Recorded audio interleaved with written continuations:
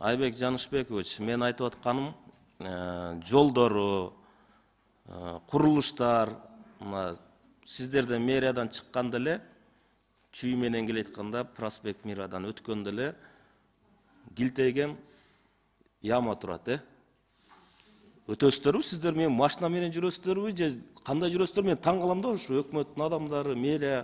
Мен жөө келип кеттим. Мен ар дайым ошол жерге ямага түшөм да. Кача албайсың ал жерде, невозможно. Остановканын астында. Туура айтып атасыз. Биз мен дагы ар бир жыйынга, өкмөттө болгон, министр кабинетинде болгон жыйындарга, бүгүн да жыйынга мен жөө басып жөө кетем. Сиз машина менен жүрүңүз да, эми жолду да көрүш керек да. Жок, эми бул кыска жолдо да мен дагы колдон келишинче тротуарларды көрүш үчүн, башка иш чараларды көрүш үчүн максатында мен деле жөө жүрүп. Мен айтып атканым, биз кошуна мамлекеттин борборлоруна барганда мындай суктанасың да. Бизде азыр сиздер жана канализацияга койгон люктар бар го. Ошого кадимкидей чөсүң. Ходовка кетет да, мындай элечи машинанычы. Машинанын рулу бир жака тартып кетет. Качан ушуну мындай тегиздейбиз? Эми сизге чейинки болгон нерселер да. Эми сиз жаңы мэр катары.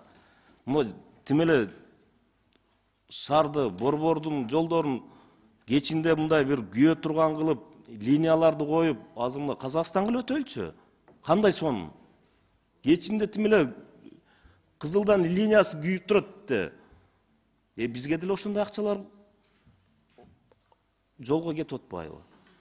Ошондой эле кредиттерди алып атабыз, ошондой эле гранттарды алып атабыз. Ушуга мындай келечекте кандай пландарыңыз? Ушу Бишкек шаарынын жолун ушунчалык бир тегиздеп, машиналар оңго солго кетип аткандарды чоң жанагы башка мамлекеттерде же болбосо ушу кошуна өлкөлөрдөгүдөй оңго солго эч кандай светофору жок бурулуп кете турган мүмкүнчүлүктөрдү качан түзөбүз? Мына пробкалар башталып атат. Урматтуу Тазабек Икрамович, эми тилекке каршы бул иштердин баарын биз деле мына келгенден бери көзгө көрүнүп эле сезилип турат. Баштайлык десек, бир гана мына биз осенне-зимний периодко келип калдык, эми кыш мезгилинде. Кыш мезгилинде эми +5тен ылдый температура болгондо ушундай иштерди жүргүзүш болбойт да. Эми себептен да ал жолдордун дагы тротуарлардын сапаты төмөндөп кетет. Ошондуктан биз азыр мына жазгы мезгилди күтүп аттык. Эми жаз келди, күн жылган менен сразу биз иштерди баштаганга бүгүнкү күндө даярбыз. Бүгүн көптөгөн акча каражаттарды мына мен айтып кеттим өйдө. Жана фаза 2, фаза 3-түн негизинде жүргүзө турган иштердин пландардын, проект долбоорлорун 2-3 ай тынбастан иштеп баарын даяр кылып кармап турабыз. Качан мына күн жылып бизге мүмкүнчүлүк түзүлөр менен биз иштердин баарын баштаганга бүгүнкү күндө даярбыз.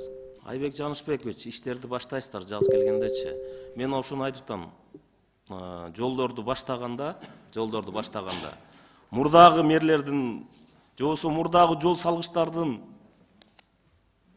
ошо жолун баспай, бир мындай көпкө салына турган, тегиз салына турган, кошуна өлкөлөрдүкүндөй бир жол салабызбы? Ошону карап атасыздарбы?